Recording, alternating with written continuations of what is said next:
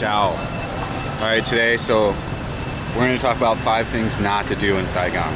Hard lessons that Fat and Broke learned early on in his early days here. And just general tips and tricks of when you are here, of how to not get your shit taken, your phone taken, all this stuff. So we'll jump into the 5 things not to do, like first. Number 1, cell phone. See a crosswalk like this? Yeah, don't walk with your cell phone out here. I know you're lost and you need the Google Maps, but you know what's gonna happen? You have your cell phone out here, you know, you're following Google Map or popping a text off. One of these dudes on the bikes, boom, snaps it right out of your hands. Your cell phone's gone. Absolutely just gone. It's insane, it happened to me. I was walking home after a vigorous night of drinking at Boiving, and I was checking the Google Maps on how to get home, and a dude like going 40 kilometers an hour just snatched it right out of my hands. It sucked.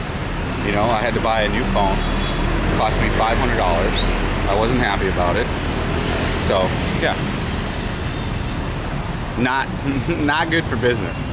Number 2, you can't leave your shit anywhere. So like, see my bag here?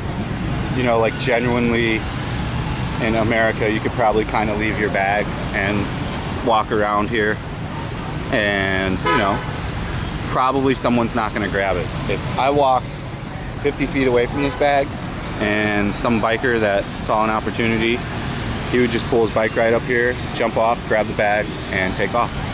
And there's no one to report to. Like, even though these nice cameras are here, you'll go to report to the police and they'll go, oh shit, this camera was broken today, it wasn't turned on.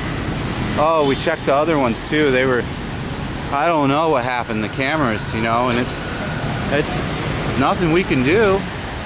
So you have to be cognitive of these things. In Saigon and in Vietnam, petty theft is the #1 crime here, by far. You know, there's a lot of people not making a lot of money here, so, you know, the phone they stole from me, it got permanently locked through OnePlus's perma lock. I sent out immediately when I got home, 3 minutes later. So all you could do is sell it for parts, but I mean, you still probably got 50 to 100 bucks for it. So, because at that point it was, you know, only a 1-month-old phone. It was the OnePlus 7, like right when it got released. So these are things you have to be very cognitive of here. You know, number 3, you don't want to carry all your money in one area here. You don't want to have, you know, 3 to 6 million, which is 200 to 300 bucks in your main wallet. If you're just going to carry a wallet, which again, another thing I don't recommend, which I learned here. You know, I was never a guy for a man bag, but it goes a long way here. Like how this guy has one attached to him, this little bag. It's key. It's really key to success. So this is number 3 here, you know. You want to have your money, you want to get one of these man bags, you want to have, you know, maybe $1 million in your wallet, and then hide the rest inside that bag and keep that bag on you at all fucking times. Never a time where you don't have that bag attached to you. Also, it'll allow you to carry, like, you know, wipes. You always want to have wet wipes here. We won't make that number 4, but that's just a tip. Wet wipes are key to essential surviving here. Whether you have to go to the bathroom and take a number 2, or you're at a restaurant, they charge like 5 to 10K for just one wet wipe. It's important to have a little pack of like wet wipes. Like let me show you. I'll show you here. Let's see.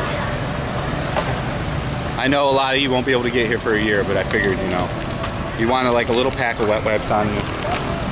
It'll really help out. But yeah, hiding the money and having the handbag is tip number 3. Tip number 4, this is a big one. If you're not going to choose to use the bag, you're going to want something like this. You're going to want some kind of zipper pocket, good zipper. You know, keep it locked in there. Always have the zipper up. Same with the phone. I've got the phone in the other pocket, zipper up. No one's going to get that shit from me. And that'll help you from getting just pickpocketed. Say you're gonna have a backpack like this, you don't want anything money-wise or worth money in this front pouch. You're not gonna want anything money-wise in this second pouch. You're gonna want it like in this pouch, zipped up, so you can start to feel if someone is going through your bag as you're walking. I've never been pickpocketed here because I got zipper shorts and I was just cognitive of that from world traveling before. So yeah, the zipper pockets are very key. Number 5, don't carry your passport around with you. Hide your passport somewhere really well in your apartment or a hotel, and don't take it with you. It's just such a worrisome thing to worry about if you drop it somewhere or someone steals your bag and you've got to deal with the whole shitstorm. Getting a passport in a foreign country is a pain in the ass and can cost up to $500,000. So I mean, that's a hefty bill right there. You know, it's not something you want to mess with. And then a general rule of thumb, you know, pre-COVID, no hotels asked me to leave my passport. They would just take a photocopy. They're really big on taking the passport now after COVID, and I still won't let them do that. I will have them do the photocopy, and then I will tell them I'll pay for the hotel up front. And that works. So never leave your passport with someone. If you go to rent a motorbike here before you buy one, they're gonna ask you to leave your passport as like a security. Decline that and offer to leave, you know, a larger sum of cash, like 2 to 3 million, and that usually works as well. That worked for me fine, no problem. It's like general tips and tricks. So say you're a guy that likes to go out and drink, which we know I like to go out and drink. And maybe when you have too many drinks, you get a little irresponsible, right? A quick way, an easy way to not overspend in that night is to leave your debit card at home and pull out a certain amount of money, like say 3 million. And whenever your 3 million's done, the party stops.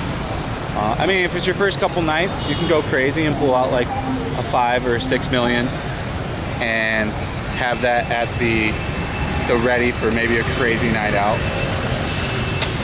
So I mean, I would only do that once or twice, because if you get in the habit of doing that, then you're gonna go through money really quickly, and then Saigon will seem expensive to you when really it's not. It's just like Boivin and the tourist areas that are. Another tip, lady bars. So you're hankering for some lady attention, right?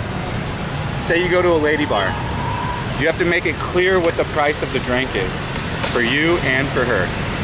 You have to check to make sure she's actually drinking an alcoholic drink. A lot of times they'll try to hustle you and they'll drink just like a juice and keep having you buy drinks because yours is significantly cheaper. So then you get more drunk and drunk and drunk, and she's not getting drunk with you. So it becomes more of a hustle then. If you're gonna buy that drink, make sure you're buying her an actual alcoholic drink. I learned this early on. And only go there for fun. These women aren't gonna go home with you. They're not gonna be your girlfriend. You know, that's a once or twice or 3 or 4 time thing you do. It's not something you wanna get in the habit of doing. You'll go through a lot of money really fast. Just remember, they're not your friends. They're not gonna be your girlfriend. You know, yeah, it's fun to go every once in a while, sure. But just know. And then at the end of a night at the lady bar, you have to detailedly go through. I would almost recommend, you know, if you have your phone, to write down how many drinks you've had and how many she's had. And then you can have that as like proof of what occurred that night when the bill comes if you've been there for a long time. You'll be surprised at how quickly you can get a bill up to like 2 or 3 million here if you're not cognitive of what you're doing. Drunk walking around at night. So past like 2 a.m., you're all pissed and you're like, oh, I'm just gonna walk home. This is gonna be really great. You gotta watch yourself there too. You can get yourself robbed then. Just straight up mugged. It's not a good idea, you know? Say you're pissed drunk, it's 2 or 3 a.m., you're like, oh, my place is only like a 10-minute walk. Forgo the walk. Take a taxi, call a Grab. Take a direct route to your hotel back. I know walking's healthy and stuff, but at that time of night, that's when they prey on people that are especially Westerners. You know, they know that you're gonna have money. They probably know you're gonna have some kind of like smartwatch or some kind of decent phone, maybe an iPhone. iPhone's a bit easier to hack if they steal it. Even if it has the biometrics and the passcode on. You know, certain Android phones are nearly impossible once biometrics is enabled to you know, even hack the ROM and get it reset again. So yeah, these are things you need to just be really cognitive on. Another tip is if you're here anywhere from June until late August going into September, you always need an umbrella. And get like one of these short little guys that's not too heavy. You know, you never know when it's gonna rain. If you've ever lived in Florida or been to Florida, you know how it like can rain all of a sudden for 5 minutes. That frequently happens here during the rainy season. So you're gonna wanna have the umbrella for that, trust me. It's key. Once you've been here long enough, you'll never go without the umbrella. And if you date a Viet woman, she'll want an umbrella for the sun. So they fear the sun here like the devil. They don't want to be tan. I don't know if it's necessarily for the health conditions. It's more so that they just don't want to be tan. So, you know, you'll see women in motorbikes here driving around in like sweaters and pants, which is, you know, we would think is crazy, but it's to avoid the sun. So they've often got clothes on to avoid the sun. What else can I think of? Credit cards can get dangerous because most places for that Westerners will be going will take a credit card. So if you take a credit card and you go out and you get all fucked up, it's an easy way to rack up a high bill and just, you know, chalk it up to, oh, I'll just put it on my credit card. So I don't recommend that either. Don't do that credit card route. It's not going to pay off well. You're just going to have a high credit card debt in a month, or you're going to go home with a lot of debt. What else? Hotels, booking a hotel. Pretty easy if you use Booking. Pretty easy to go through the reviews and manually read each review. Booking's good because the more you book and the more hotels you stay at, you know, you get discounts to all kinds of places. So I like Booking. The only time I've ever had a problem with Booking is in Vung Tau and Han Son. And everywhere else I've been in the world, Booking has always been pretty legit. So I recommend Booking. All right. I think that's it. I think we've covered like what I want to cover on this tips and trick video. Like, you know, I can't think of any more things that you can potentially lose money on or lose that you own. So I hope you guys enjoyed it, and I hope it brings you good tips. And yeah, hit the subscribe button. 73% of my viewers are not subscribed, so it just helps me if you just hit the subscribe button, you know? I shouldn't even be asking that, but if you don't ask, you shall not receive. So, all right guys, I hope you liked the video. We're gonna do 2 videos every single day now for the next foreseeable future. So anything you want me to specifically talk about, a topic or an area to go for Streets of Saigon, just leave a comment or email me or join the Discord. All right, we'll see you on the next video. Thank you for watching. Have a good day, morning, afternoon, sleep, whatever you're doing. Peace.